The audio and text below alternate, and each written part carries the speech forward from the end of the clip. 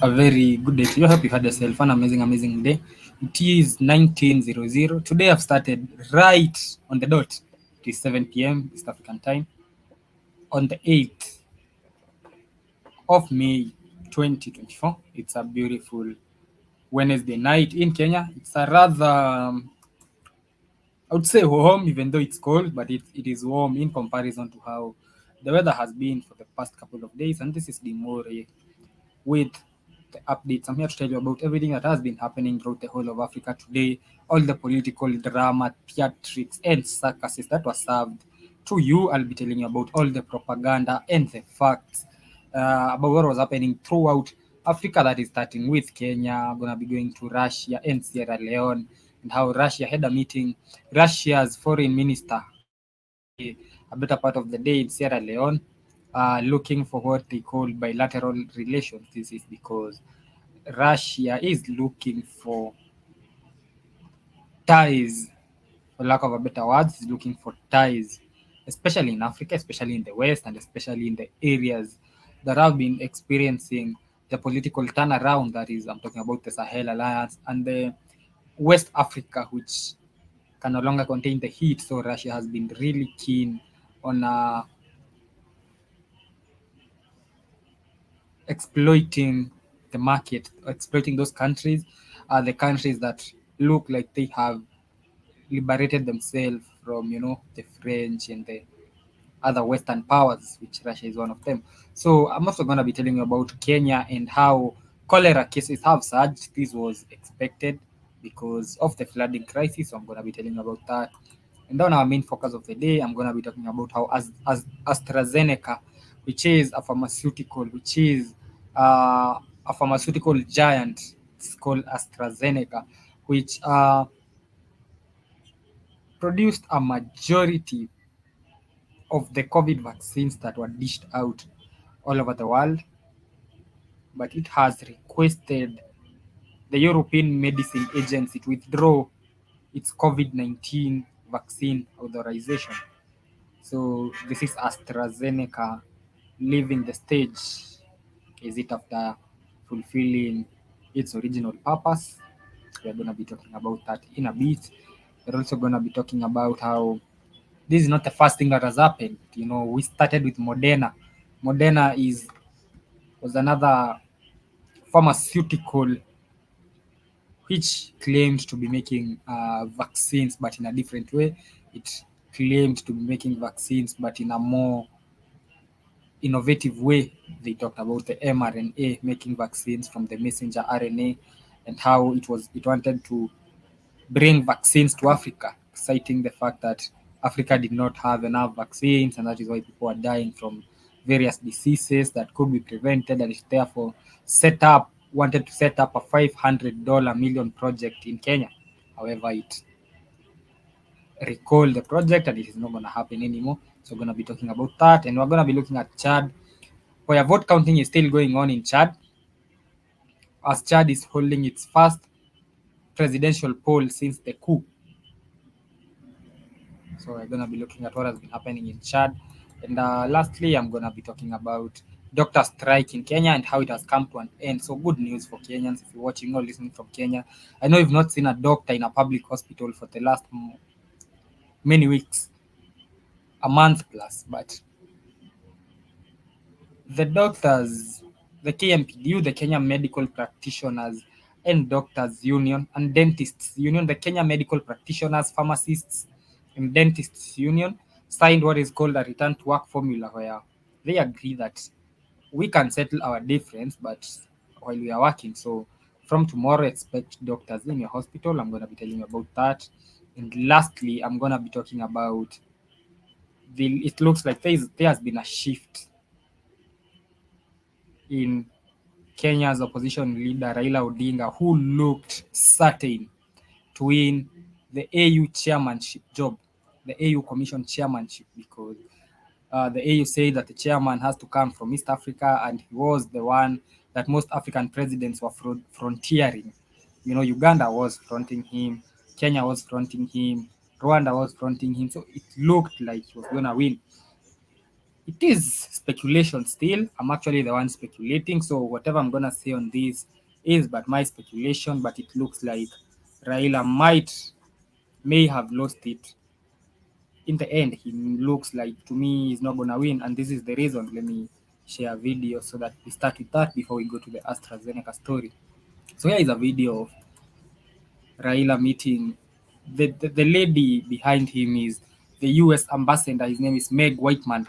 So he paid Raila a visit to his residence ahead of Ruto. Ruto is supposed to go to the US this week, if I'm not wrong. So the ambassador paid Raila a visit to his home before Ruto makes his visit to the USA. And one thing about these things is, one thing that you can be sure of is, she wasn't just paying a courtesy call. They don't do that.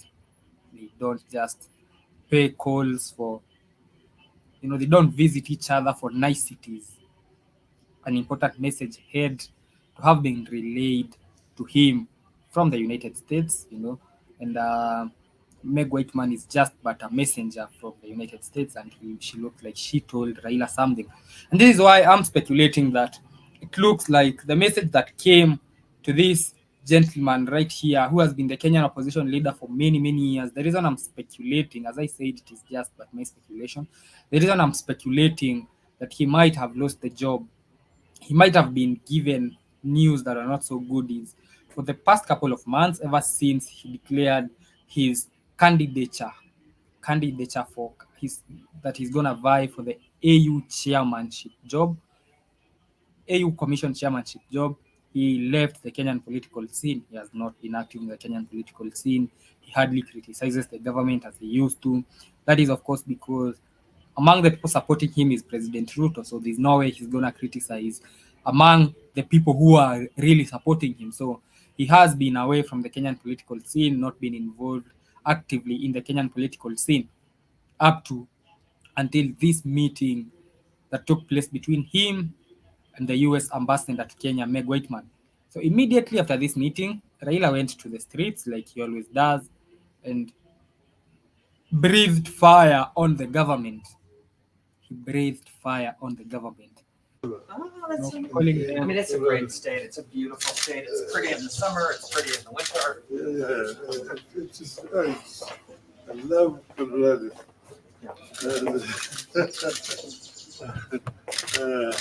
But when we went border, it was cold. Well, it can be cold in the winter. You know the nation Yes. there in border. Yep. So that was the meeting. So as I was telling you, immediately after this meeting, he took to the streets as he always does and went back to the political scene, breathing fire, calling the Kenyan government a government of thieves, saying that if they don't end the doctor strike, he's going to call people to the streets.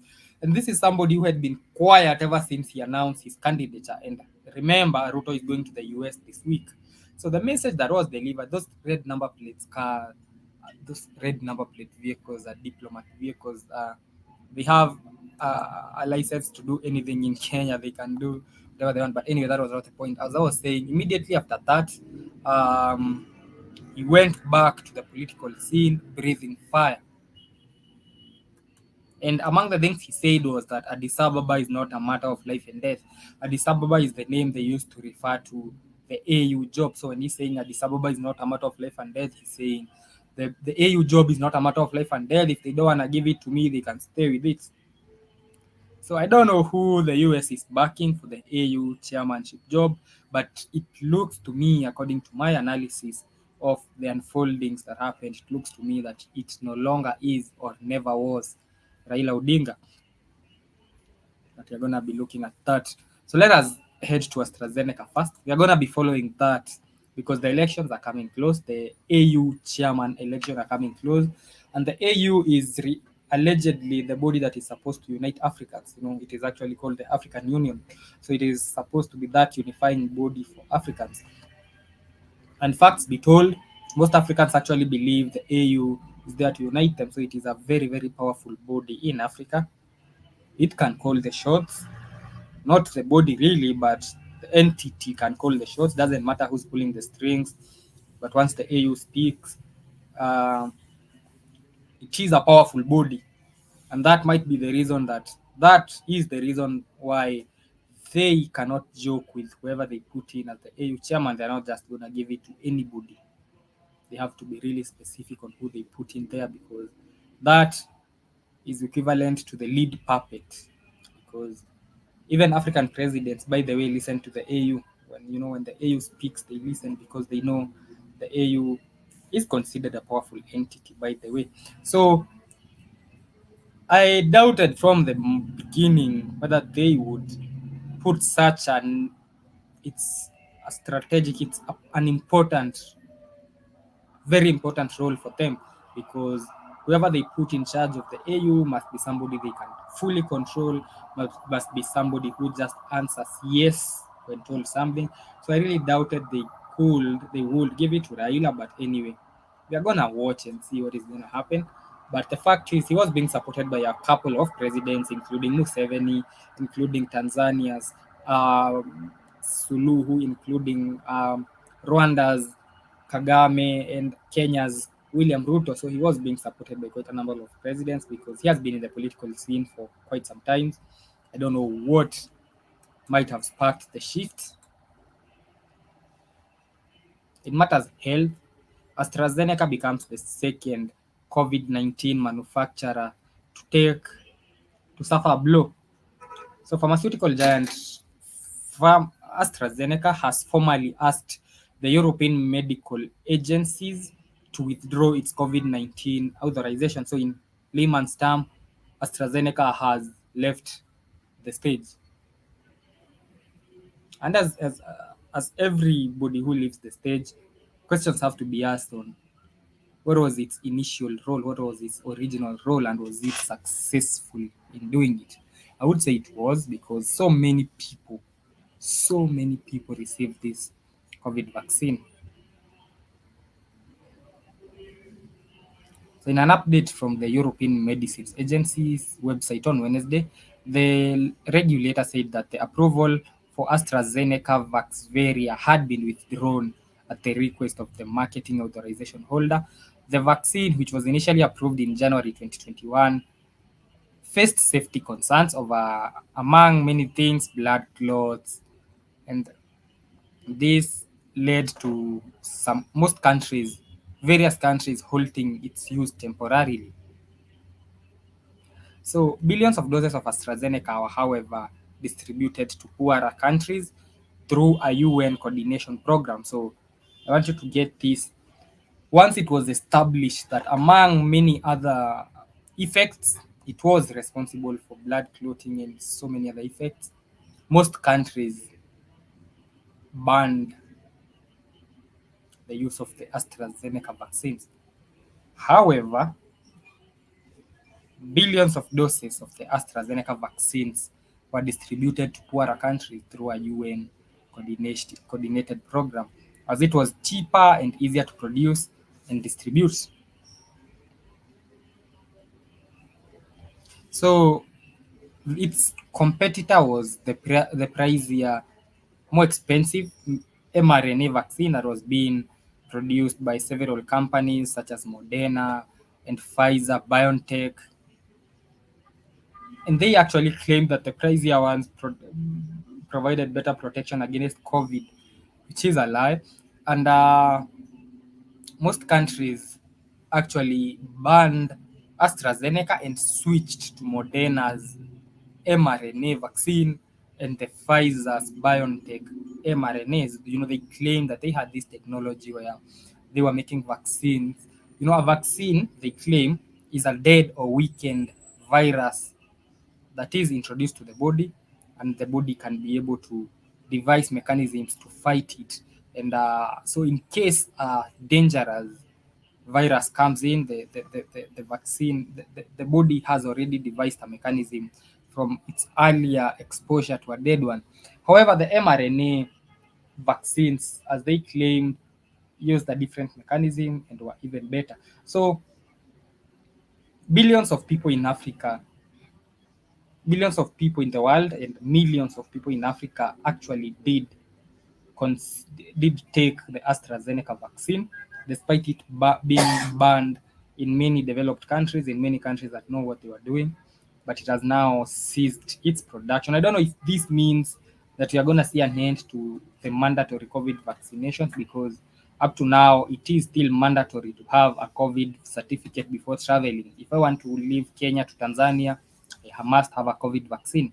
If I want to leave Kenya to Uganda, I must have a COVID vaccine. If I want to leave Kenya for the UK, I must have a COVID vaccination certificate. So I don't know if this will see an end to it, because we've seen out of the three major manufacturers of the vaccines, we've seen two of them pull out, AstraZeneca being one, Moderna being the other one. Although Moderna just pulled out in Africa alone. So the one that is still remaining is the Pfizer BioNTech. So that means if Pfizer BioNTech pulls out, then there will be nobody producing vaccines in Africa. Whether this will mean for Africa will mean an end to the mandatory COVID vaccines, I don't know. I don't know what to think. You can tell me what you think on the comments. But that was AstraZeneca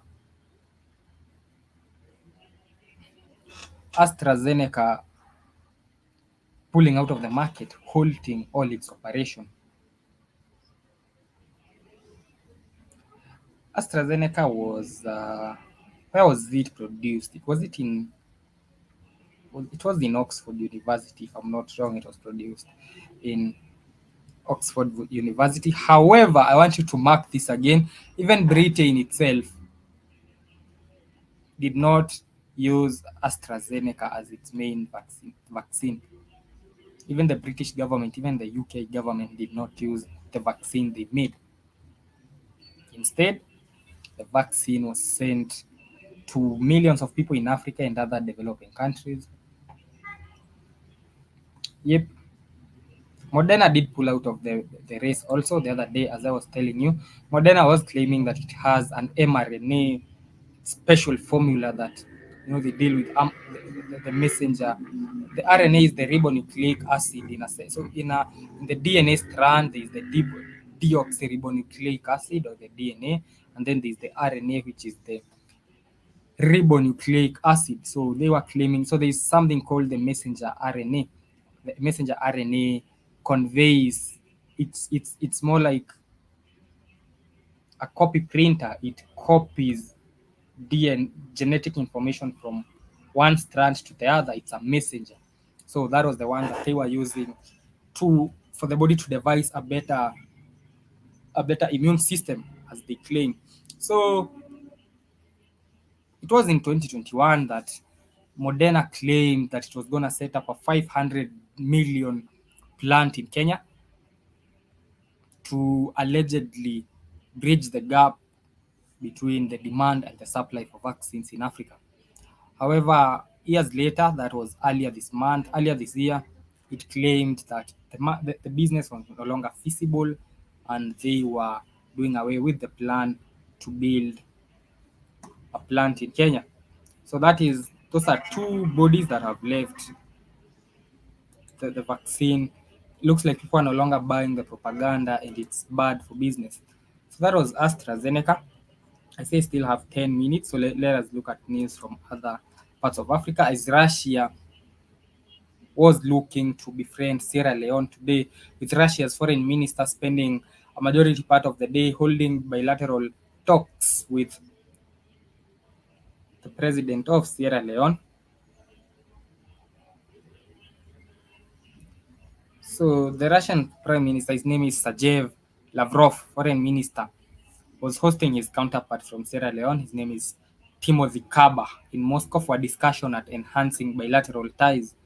And if you are asking how important this is, then you should look at how Russia has been strategically replacing other Western powers in Africa. When you talk about France, when you talk about what is happening in the Central African Republic, when you talk about what is happening in the Sahel Alliance, that is in Mali, as they are kicking out the US troops, the Russian troops are coming in.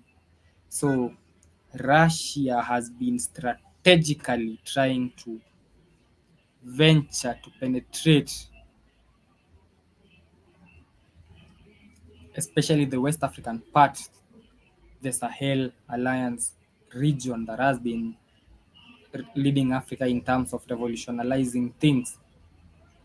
And by the way, Russia's President Vladimir Putin took an oath for his fifth term. So he is going to continue being the president, and it has an effect in Africa because, as I told you, Russia has been trying to replace other Western entities in Africa, and it has successfully done so in several countries, especially in the West. In Kenya, cholera cases are continuing to surge in the middle of the flood crisis. We had 44 reported cases in Tana River County and more cases. The WHO, which of course is the one that is going to give us the updates, even though I'm talking about Kenya, in a statement on Tuesday, May 7th, emphasized that there need to be a collaborative effort between Kenyan authorities, WHO, and other agencies to monitor and respond to health issues as the floods continue nationwide. 44 cholera cases were reported in Tana River, as I told you, and those are many cases. And the Tana River government medical epidemiologist in the Ministry of Health in Tana River, his name is Dr. Pius Mutuku, said that it was mainly being brought about by the floods, with the floods, some mixing with drinking water, the dirty water mixing with drinking water, and people having contaminated water, which was leading to the surge in the cases of cholera. That was Kenya with its cholera cases, and on the same, Kenya has gone ahead and declared a public holiday to mourn the flood victims over the 270 confirmed flood victims who have died ever since the flood started. So Ruto has declared Friday a public holiday. So Friday is going to be a public holiday in Kenya to mourn the 238 people who died due to the ongoing flooding. The president today said that the day will be observed by nationwide tree planting activities to help mitigate the effect of climate change. So he blamed the same on climate change, said that the flooding was a result of climate change, and to mitigate that, the government was going to spearhead a tree planting activity on Friday so that a similar occasion is not repeated. So Friday is a public holiday, one to mourn the people who died, and two to have a tree planting exercise. President Ruto also announced that schools would reopen next week. Schools have been closed because of the floods. All schools were shut down until further notice because the students were not safe in the environments. But now, with the weatherman confidently declaring that the rains are gonna subside, the rate is going to decline, and the rains are going to end this week, the government has decided to reopen all the schools nationwide on Monday. The government said that more than 1,000 schools were affected by the heavy rains and the flooding, and it set aside funds for renovations for the 1,000 schools that were affected by the heavy rains. So it did not specify on how much was set aside, but it did set aside a fund for renovation. The weather department, in its daily weather forecast, is predicting moderate to heavy rainfalls in most parts of the country, but majorly, it is predicting that the heavy rainfalls will switch to moderate rainfall as the days progress. So it is gonna get better. It's not gonna be as tough as it was for the past couple of weeks, with the roads getting flooded and the people dying from the floods and from the poor drainage. So it looks like it is gonna get better. Apart from that, as I said yesterday, they claim that they're gonna pay each and every family that was affected, the 40,000 of them, they're going to receive $100 each to aid them and caution them against the effects of the flooding. So this week, the government has also been bulldozing houses in informal state settlements of Mathare and Mukuru in the capital Nairobi. and the president promised evicted families an equivalent of $75 to relocate after a deadline passed to evacuate amid deadly rain. So it has started demolishing houses in Mathare. Mathare is a slum, and Mukuru, which is also a slum, houses that it deems unsafe. And it has told people to relocate, and it is going to give $75 to each and every person who will be affected by the demolitions in what it considers unsafe environments for the people. So that is Kenya with the floods. As I told you, at least there's some other good news with doctors in Kenya have signed a return to work formula. They have been on strike for the longest. They have been on strike ever since about 2-3 months now without a doctor in a Kenyan hospital. However, today doctors have signed a return to work formula. A return to work formula is not an understanding, it is just a gentleman's agreement that let me return to work, then we are gonna discuss as I'm working. We're still gonna have a meeting, but at least let's have the meeting as I work. So the strike has finally come to an end after 56 days. The agreement comes as a result of a day and night meeting on Tuesday. The meeting started on Monday, so it was a day and night meeting between the KMPDU and the government through the Council of Governors under the leadership of Anne Waiguru, as well as the Ministry of Health. So it was a meeting between the three bodies and the KMPDU, the Kenya Medical Practitioners and Dentists Union Secretary General David General Dr. Davji Atela said that they had indeed agreed and all the doctors are going to return to work as they trying to figure out how their salary is going to be increased, because salary increase was among the things that was making the main things, the main reason the doctors were on strike in the first place. They felt they needed a better salary and that they were being given too much work instead of interns doing part of the work. So basically, that was what was happening in Africa today. Not a lot. With Kenya declaring a public holiday on Friday, it is going to be a public holiday on Friday to one, mourn the flood victims, and two, plant trees.